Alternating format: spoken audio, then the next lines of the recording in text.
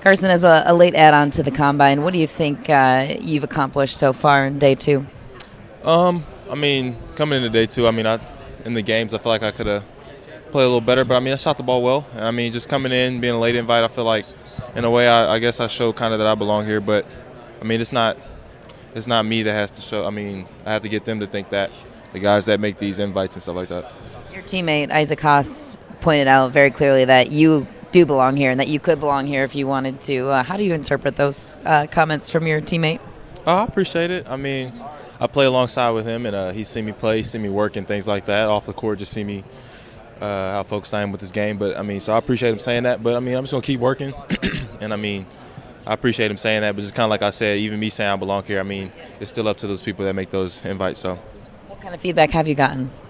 I've gotten some good feedback on what I need to work on and things like that, and just kind of just depends on what I wanna hear to stay or to go back to school. But I've gotten good feedback. But I was between me and like the who's told me that. But I've gotten good feedback. What's the biggest thing you want to improve upon? Just continue to play a different role. I've always been on the role to score the ball, and going to a point guard position, and and just kind of run the team more and stuff like that. That's one thing I want to improve on and continue to work on as a player. Saw a fun exchange there between you and a fellow Big Ten, Kevin Herter. How fun is it to be here with different guys that you don't play with but have played against? It's good, but I'm close with Kev too because we played on the USA team together in Egypt. So just knowing him, and I've seen him play well. And he sat out today, so that's a good sign for him. And I'm pulling for the guys too, so they're good people. Yeah, let's dive a little bit deeper into a player like Kevin Herter, who has taken full advantage of the combine. What kind of player could he be in the NBA that's maybe an underrated aspect for people on the outside that don't necessarily know?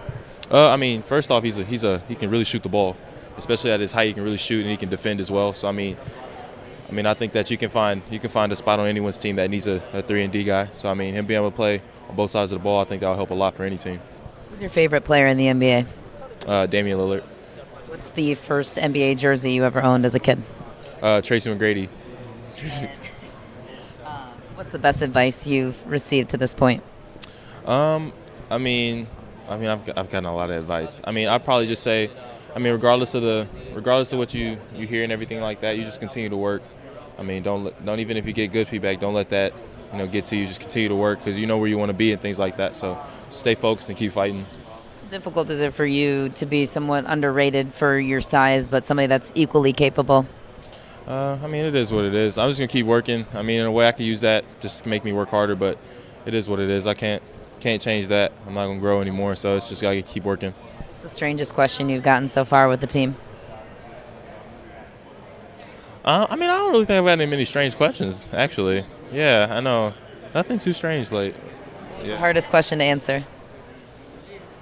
Probably like when they ask about my parents and stuff. Like they ask me like what. Like oh no, it was one team that asked. They were like, "What is it that you think your parents need to work on?" Like they were like, "What's the good qualities of your parents?" And they were like, "What's the bad qualities?" And it's like, that's tough. I don't know what to say about that one. So. What did you say? No, because I don't want my parents to see this. No, I just gave my opinion. I can't say what I said, but I just gave my opinion. What was the question you most appreciated or had the most fun answering? When people ask like, what do I like to do outside of basketball, just being able to talk about. I like music a lot, and just being able to talk about music to them and why it interests me and stuff like that. I enjoy answering. What would be the tipping point for you as far as your decision goes to stay or go to the NBA? Obviously they can't guarantee me anything, but just knowing that I have a spot where someone will want me, and if I'm still on the board, when that pick or whatever they say, when that pick comes around, knowing I have opportunity to go there, and just feeling comfortable with that, that would probably be it. How do you gauge that, though, when there is so much uncertainty? Just continue to see that same team and continue to just talk to them, but then also obviously you hear that from one team, but you kind of want to hear that from multiple teams just in case one team doesn't go the way. So yeah, just kind of have to gauge it just by going off of hopefully multiple teams say the same thing. What was your favorite team growing up? Favorite team growing up? I'd probably say the Rockets because I was a really big Tracy McGrady fan when he was in Houston. Yeah. Thank you so much. No problem.